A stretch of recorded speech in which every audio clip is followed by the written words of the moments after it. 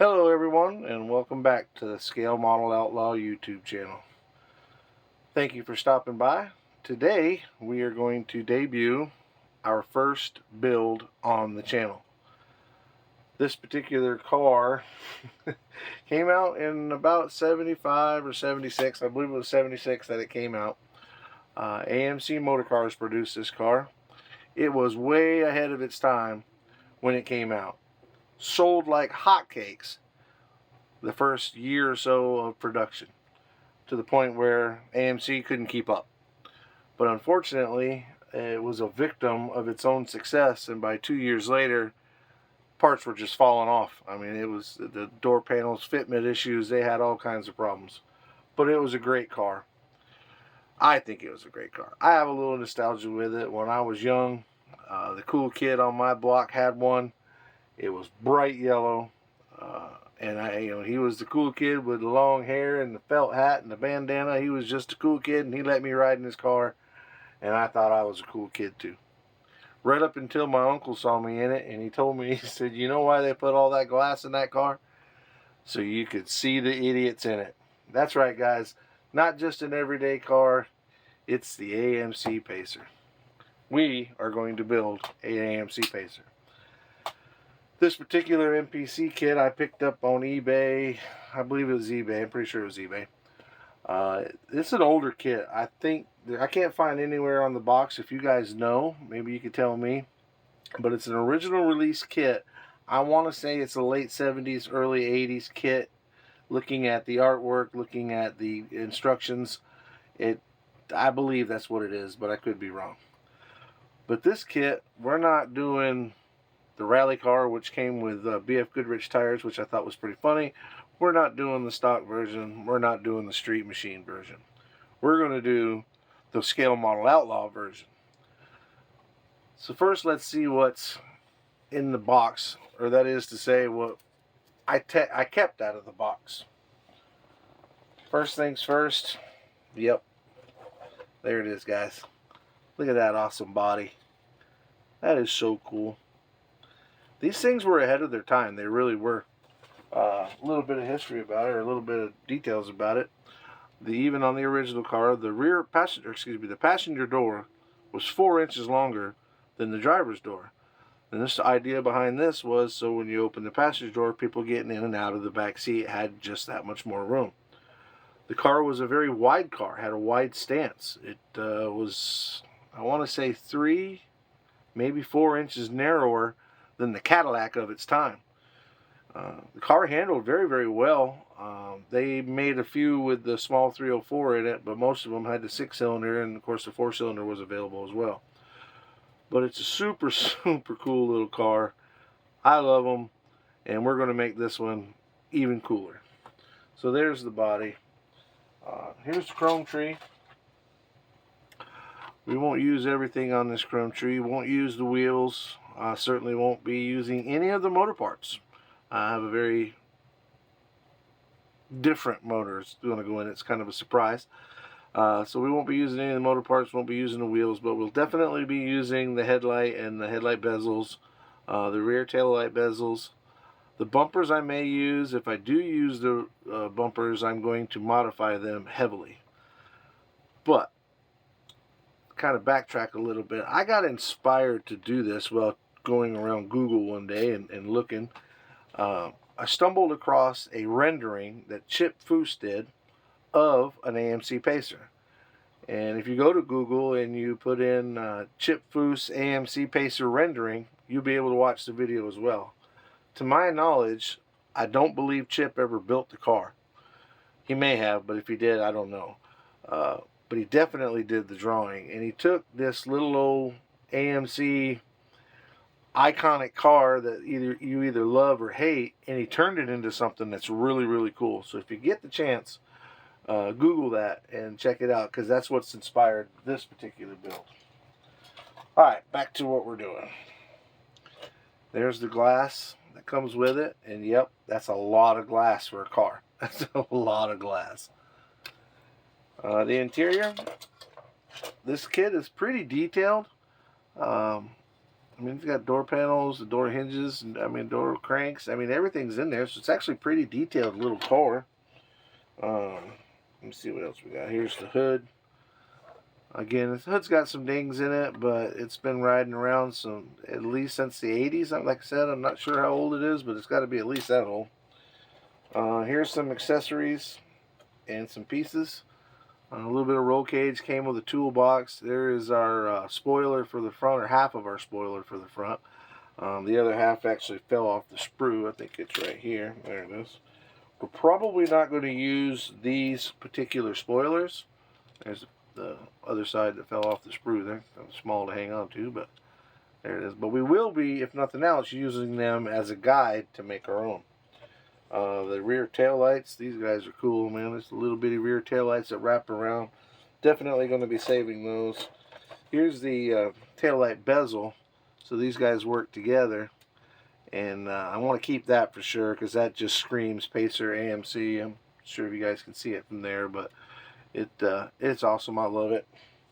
The dash is actually pretty detailed. You got an AM FM radio, cigarette lighter, your heaters in there, all your switches for your headlights and dimmer switches and everything's in there. So it's a pretty detailed kit for as old as it is. I was actually pretty impressed, but we are probably going to either cover up or cut out most of that stuff to build it the way we want to do it. Here's our front valance for the front up there. I guess you'd call it a valance or part of our spoiler, whatever the terminology is. That's what it is. Steering wheel. Little steering wheel's cool. I thought about keeping it, but chances are I won't. But I don't know, I might. It's still sporty enough that it would fit, and it certainly would go along with the car itself. There's a rear spoiler. Again, we may not use it, but if we don't use it, we'll have to be able to use it for shaping another one that we might make that'll be bigger or more new, if you will, more new style. There's the old radiator. Pretty detailed. I mean, really, all in all, for what it is, it's a pretty detailed little car. And this guy, obviously that's the frame.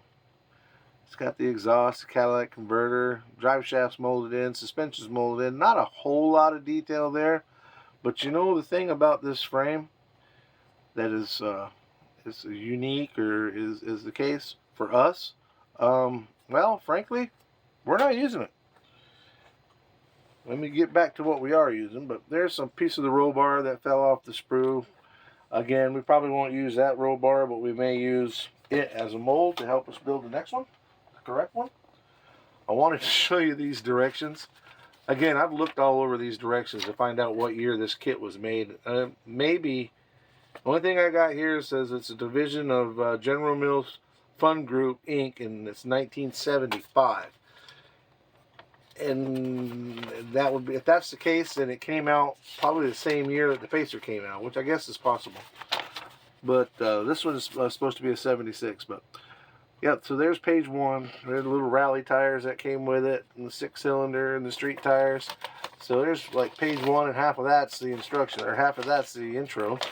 And page 2 and 3, get that in there. Page 2, page 3, and page 4. So think of that, about that for a second. There's 4 sheets of directions, and you could build the car. If you built it out of the box, you could build it one of 3 ways on 4 sheets of directions. Not a lot going on with this car in the way of hard to put together. Now, you saw me toss the frame, so you got to be thinking, it's got to have a frame, right? Especially if it's going to be a pro touring car. Oh, it's got a frame. It absolutely has a frame. It has a Iceman Collections V1 dropped frame kit. This is the frame kit. Now, we'll stay on the topic of the frame kit first. The axles come with it. The front suspension comes with it. Disc brakes come with it. Fuel tank comes with it. The airbags come with it. I may or may not use the airbags because the airbags really wouldn't be pro touring, but we'll see how that goes.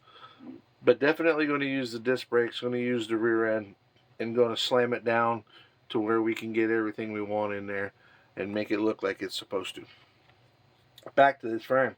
Obviously, like that frame is way too long.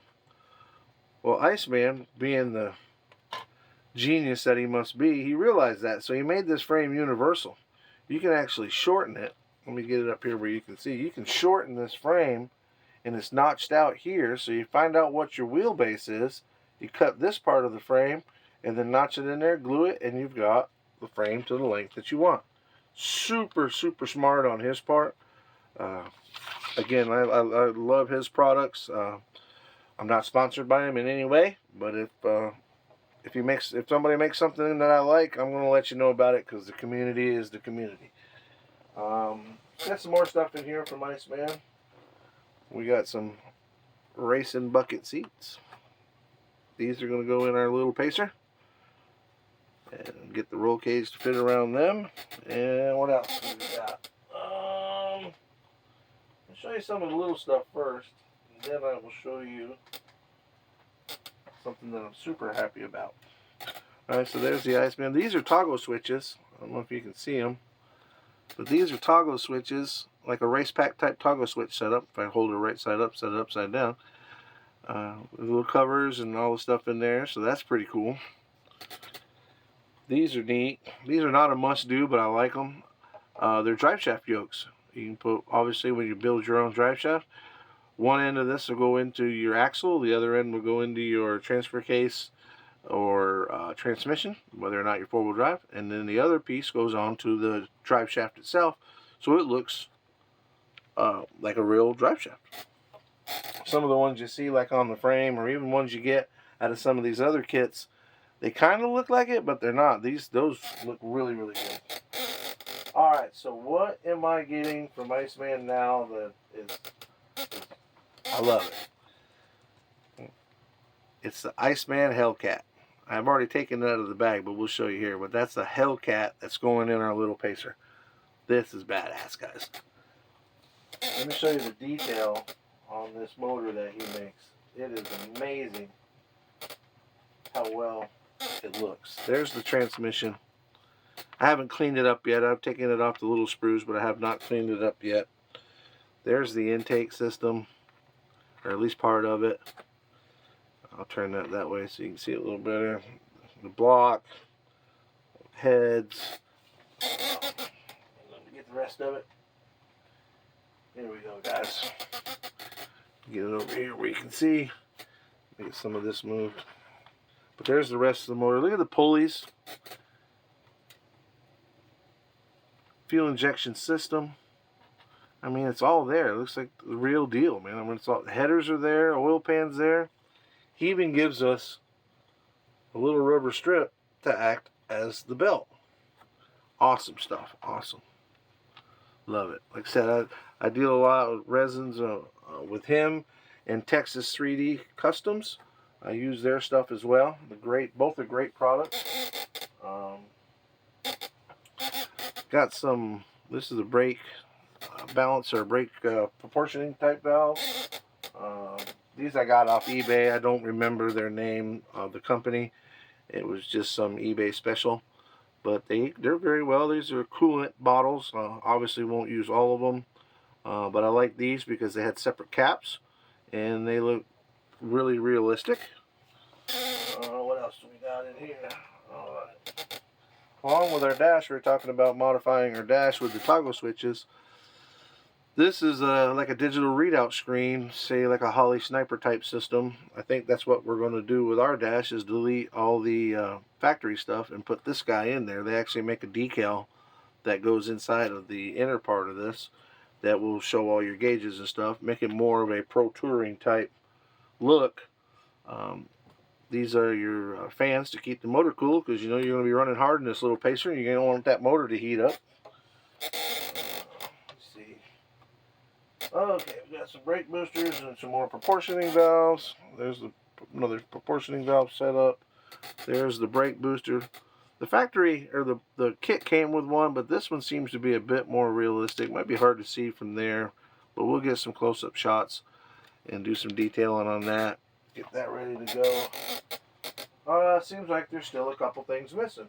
Well, you can't have a race car without race car tires, right? So here we go.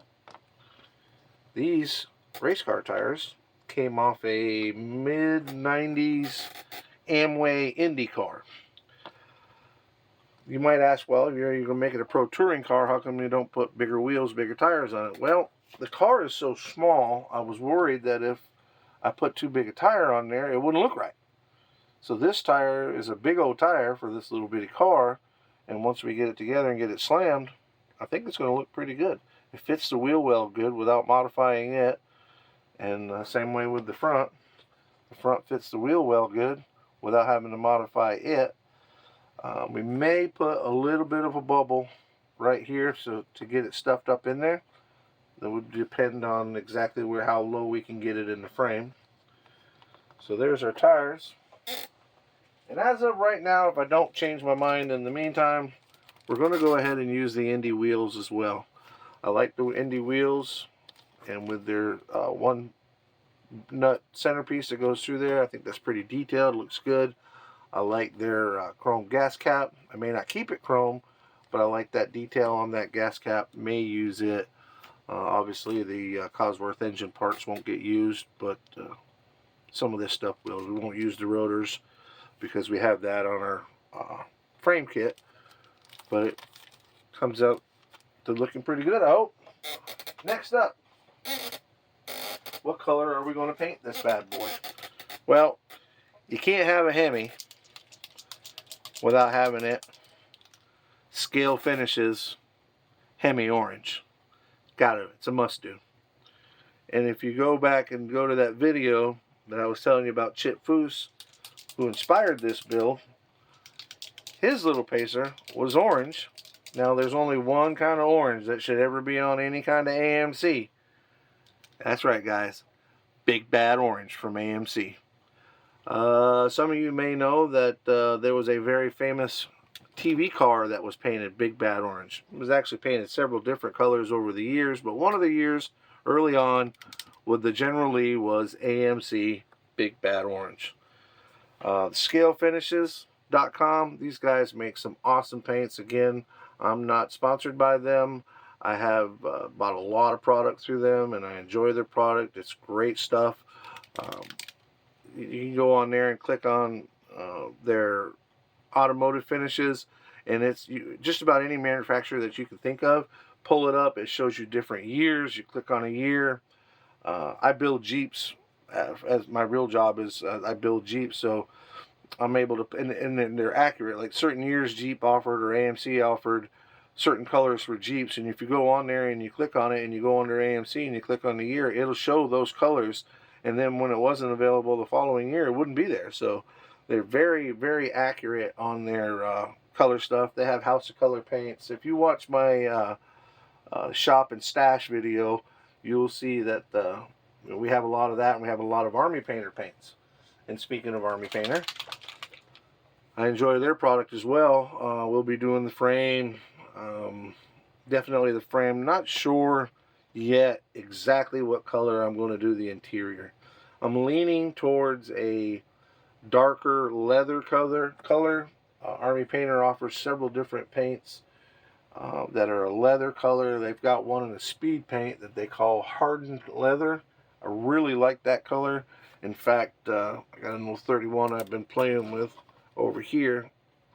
That does, well, minus the dust, it's covered in dust, but the hardened leather color is the same color as it's on the seats of this. Let me dust it off so it doesn't look quite so bad. It's been sitting for too long. Been working on everything else and not this one. But I really like that hardened leather look, so it might be that we go with something along that line, but we'll see when we get there. I looked at some different grays and some different colors, and you know, as a good model builder, you would probably do some research, get on the old interwebs and Google what interior colors were available for the Pacer. I don't know that it ever came in Big Bad Orange. I doubt it very highly, but it's possible. But you can go onto the YouTube or images and, you know, find pictures of these cars and see if there's an interior color that you like. Alright guys, well that just about sums it up for today's little video. Next up, this is the first one in the series. We're going to go completely through this. This may take a month, this may take 2 months, this may take 3 months, however long it takes. We're going to build it from start to finish. We're going to paint it together, we're going to cut it up together, we're going to fill it in. That's another thing. I don't mean to jump around, but in Chip Foose's video, if you watch it online, he took and filled in this whole area right here. And filled it in and got rid of this back window. I want to say that in this kit, or in this car, there was like 550 square inches or something like that. It was almost like 40%, 50% glass in this body. So we want to get rid of some of that glass so my uncle can't tell me that they put all that glass in there so they can see the idiots driving. But like I said, he did that in his video, Chip Foose did, and he blocked this out, and I think it made the car look so much better. And the bumpers the same way. If we use the factory bumpers, we're going to modify them, but I think I'm going to get some bumpers off either an early 70s Camaro or possibly a 60s Corvette, kind of like the little bumperette ones. I want to try to find one that matches the taillight, at least to a certain extent, matches the taillight and comes down. So keep that flow going with it, but we'll see what happens there, if we have to build our own, if we have to modify the factory ones, or if we have to take one out of the old junkyard back there. But alright guys, I'm going to let you go, and y'all stay tuned. Please hit the like button, share, mash that bell, and subscribe for us. We appreciate it, and thank you for stopping by the Scale Model Outlaw channel.